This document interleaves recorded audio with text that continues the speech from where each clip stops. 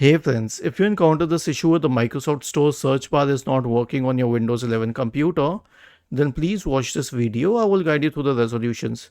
So the first solution is to reset the Microsoft Store cache and reset its settings. So we have a command for this, which is ws reset. Press the Windows key and the R key together to open the run window. Type the command ws reset. Click on OK and reset the Microsoft Store till it reopens. Now it will rebuild the cache in that case. The next one is to re-register the Microsoft Store. So we have a command for you, a PowerShell command. Search for PowerShell in the Windows search bar and click on Run as Administrator. Paste it here and hit Enter.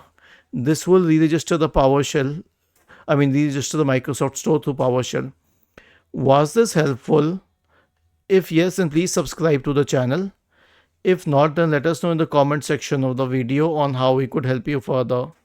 Thank you for watching this video and have a nice day.